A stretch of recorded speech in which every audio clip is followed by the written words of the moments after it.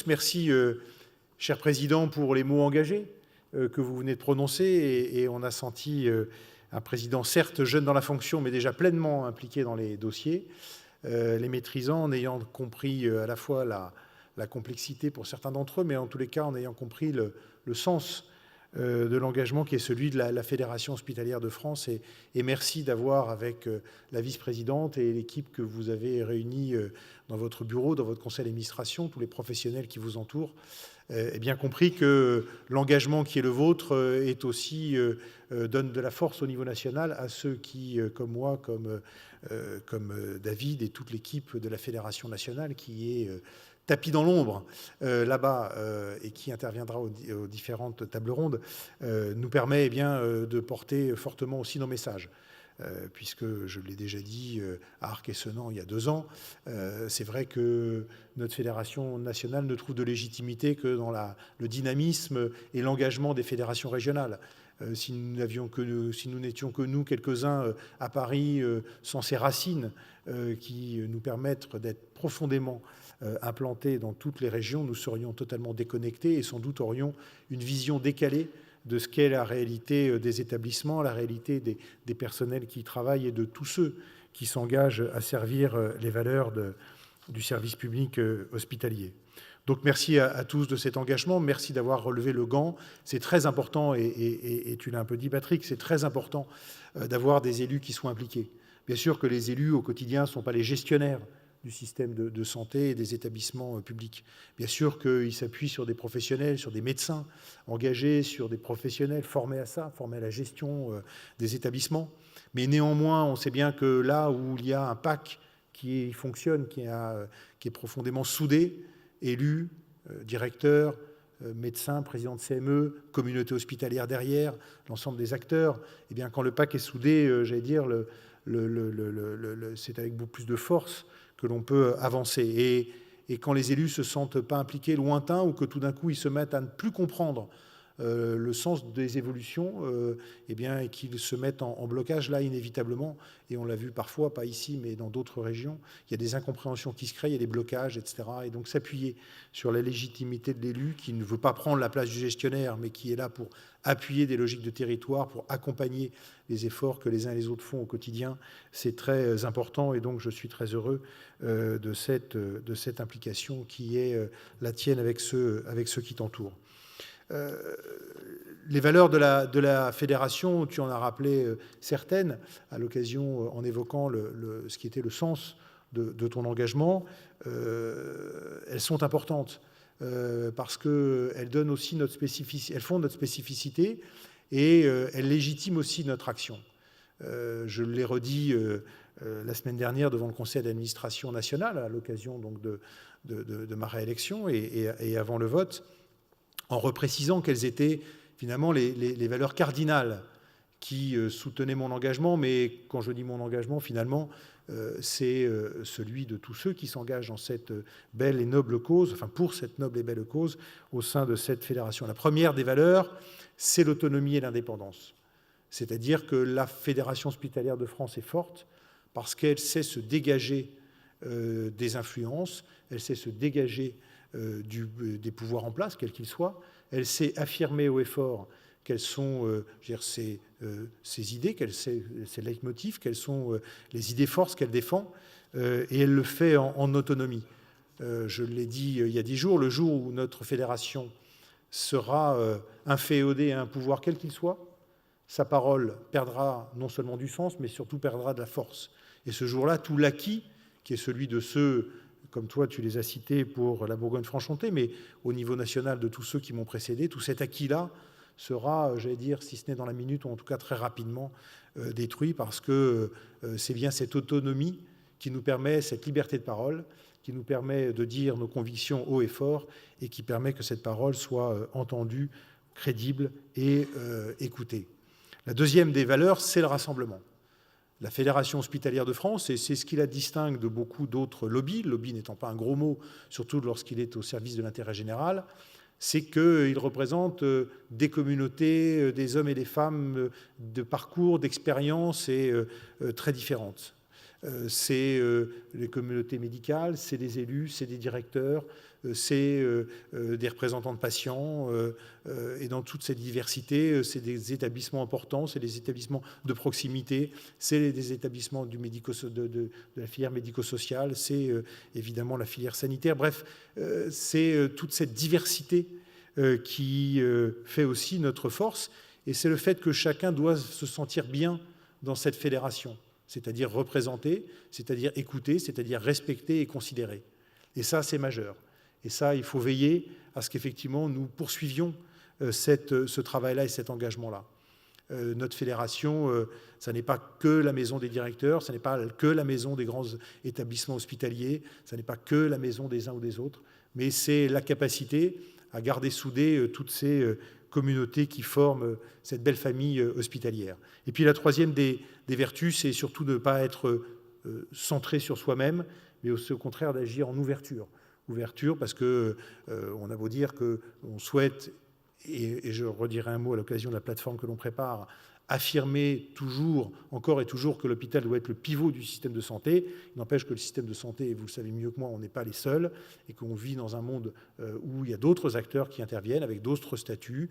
On vit dans des territoires qui sont différents les uns des autres, mais dans lesquels interagissent un certain nombre de professionnels, d'acteurs, et que cette ouverture-là, elle doit être prise en compte. Et puis elle doit être prise en compte aussi dans les thématiques que nous abordons, parce qu'il y a des thématiques nouvelles que peut-être historiquement nous n'avions pas abordées et que ces dernières années nous avons commencé à aborder. Je parle par exemple de la prise en charge des handicaps ou du travail que nous avions fait il y a 2 ans avec Gérard Vincent sur la précarité à l'hôpital. On l'avait travaillé avec Médecins du Monde. Bref, des exemples, il y en a de nombreux qui font que notre fédération sort un peu d'une vision peut-être trop hospitalo-centrée. C'est ceux qui veulent nous réduire à ça, qui le disent en général, mais historiquement, nous l'étions forcément, c'est normal.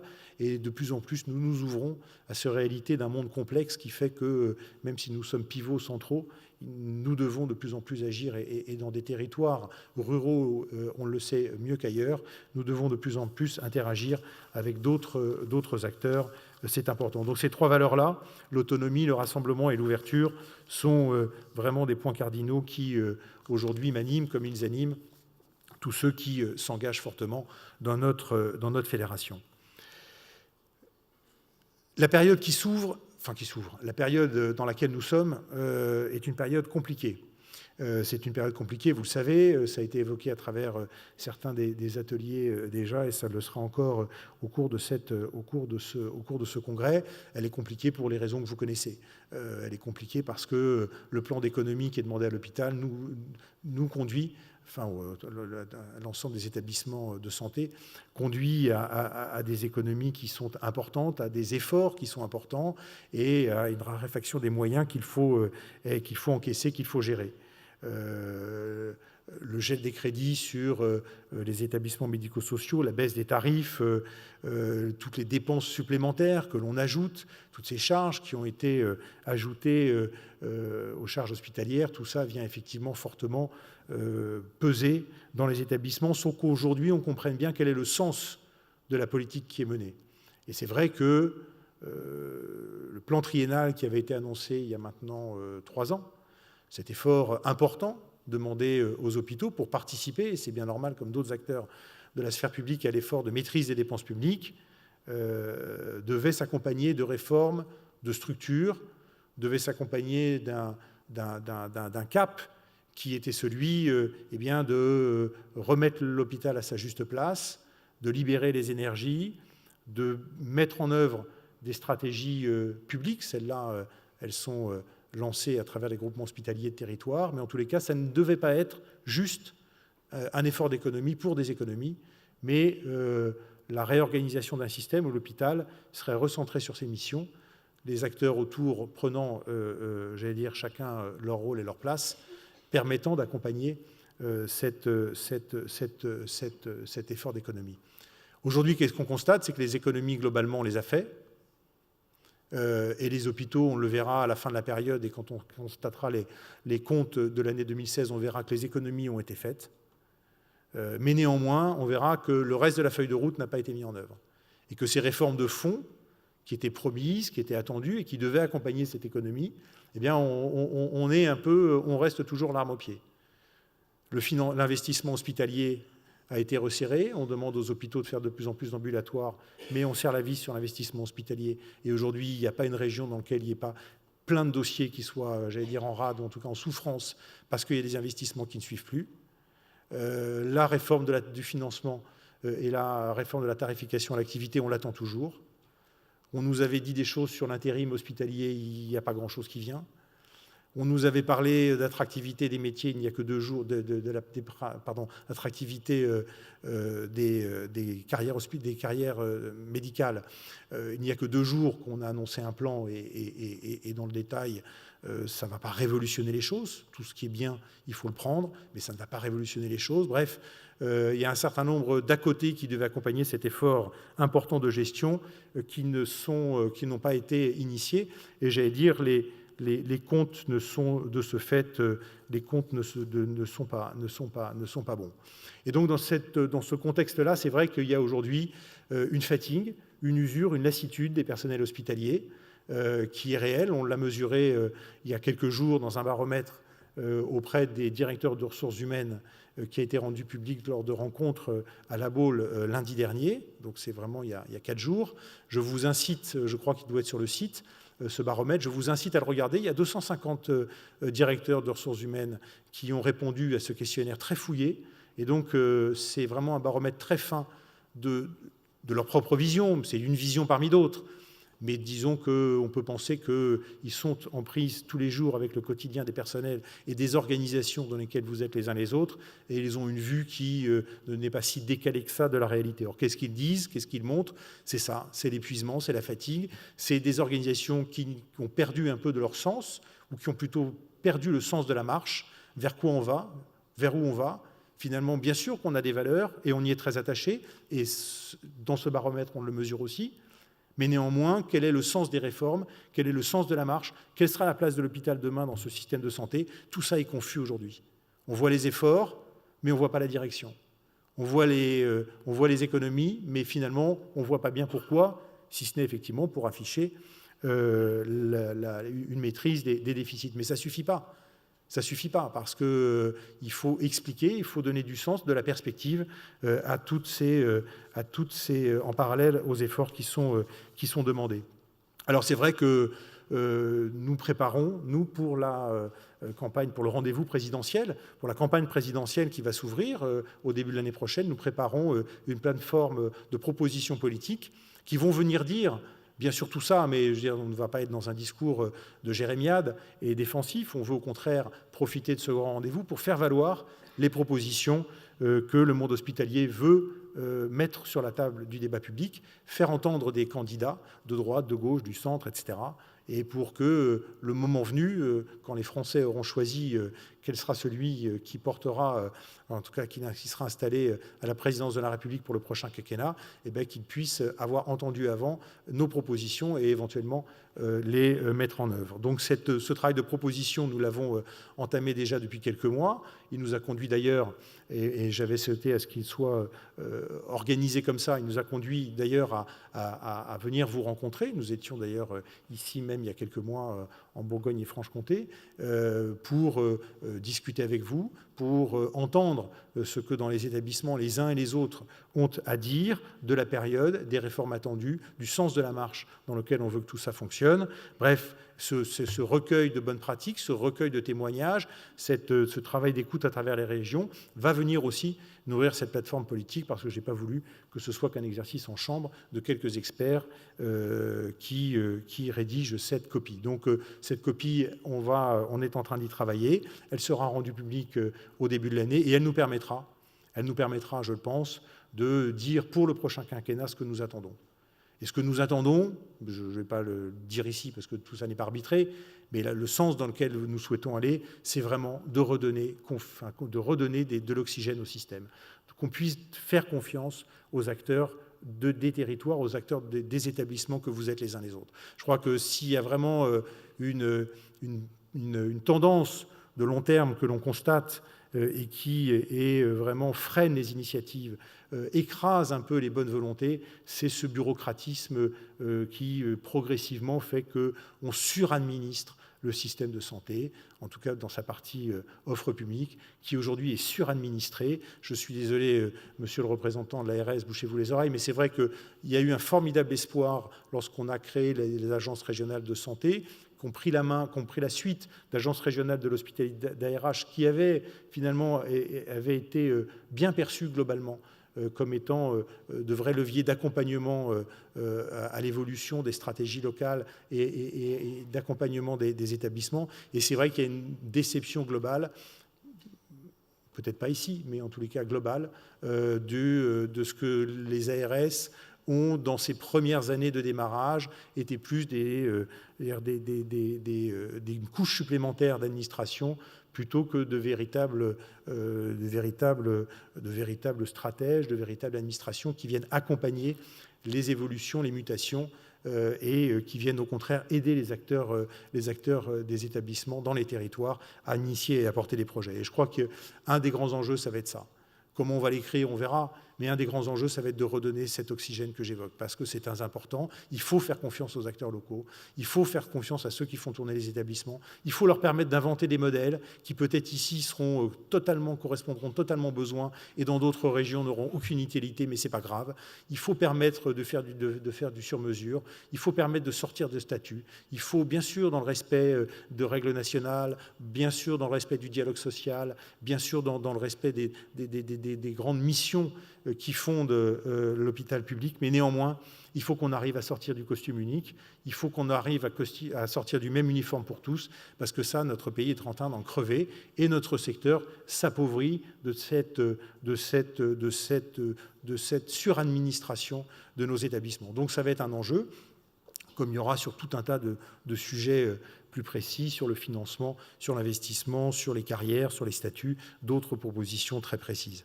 Voilà, donc redonner de la liberté à notre système, ça va être majeur, parce que sinon, cette lassitude que l'on sent aujourd'hui, parfois ce désespoir, c'est-à-dire quand on ne voit pas clair dans l'avenir, eh bien, on ne croit plus tellement et on finit par douter des valeurs que l'on sert, et ça, ce serait le pire qui pourrait arriver au service public de santé. Je crois que ce qui nous fait tenir, c'est ce lien très fort que les Français ont avec leur hôpital, c'est ce lien très fort qu'ont les Français avec les personnels hospitaliers, et on l'a vu encore à l'occasion des attentats et dans la manière dont l'hôpital a été reconnu dans sa capacité à réagir, à agir et à accompagner ceux de nos compatriotes qui étaient touchés par les attentats. Mais ce sentiment-là, c'est ce qui nous fait tenir, mais ça ne suffit pas. Il y a un moment, il faudra qu'on trouve aussi, dans les politiques qui sont menées au niveau de l'État, des leviers d'accompagnement, des points d'appui pour permettre de préserver l'essentiel, c'est-à-dire ce secteur public de santé auquel on tient tous et pour lequel nous nous battons tous. Voilà, c'est le sens de notre mobilisation en ce moment, c'est le sens de l'engagement de notre fédération, et vous savez que c'est le sens des combats qu'ensemble nous allons continuer à mener, parce que, comme l'a dit votre président, comme l'a dit Patrick Jean, c'est vrai que c'est une belle idée, l'hôpital public. C'est surtout un pilier essentiel de notre République, à un moment où le contexte économique fragilise le tissu social. Je peux vous dire que dans beaucoup de territoires, heureusement, les hospitaliers sont là, heureusement que les hôpitaux sont là, heureusement que les personnels hospitaliers sont présents, parce que, parfois, et je l'ai vu encore, nous étions à Mayotte, alors ça n'a rien à voir comme contexte avec la Bourgogne-Franche-Comté, mais je peux vous dire qu'à Mayotte, quand vous êtes à Mayotte, si vous enlevez l'hôpital, vous avez l'impression que tout s'effondre, et même l'État. Les gendarmes, ils sont cloîtrés entre quatre murs. Les bataillons de gendarmerie sont cloîtrés entre quatre murs, certes prêts à sortir en cas de besoin, mais en tous les cas sinon bien cloîtrés entre quatre murs. On a vu des administrations d'État bien cloîtrées dans leur maison, et finalement les seuls qui étaient sur le terrain et les seuls qui étaient en contact avec la population, c'était les hospitaliers de Mayotte, et avec les différents centres de soins, parce que là le lien entre médecine de ville et médecine hospitalière se conçoit très différemment, qui tiennent les campagnes aussi sur toute l'île. Bref, c'est un exemple extrême peut-être, mais c'est là qu'on perçoit que quand on dit dans des discours ici ou à Paris que l'hôpital est un des piliers de la République, il y a quand même des territoires où on le touche du doigt et on le voit profondément, parce que je le redis, à Mayotte, sans l'hôpital, il ne resterait plus grand-chose. Voilà, je ferme la parenthèse Mayotte. Mais enfin, c'est aussi un joli pays, vous pouvez aller le voir. Donc tout ça pour dire que vous remerciez de votre mobilisation et votre engagement. Je ne vais pas en dire plus. Sachez en tous les cas qu'avec David Gruson, avec les équipes de la Fédération hospitalière de France, nous continuerons notre inlassable combat parce que nous sommes persuadés que les valeurs que nous servons sont plus belles que tout et valent tous les engagements. Merci beaucoup.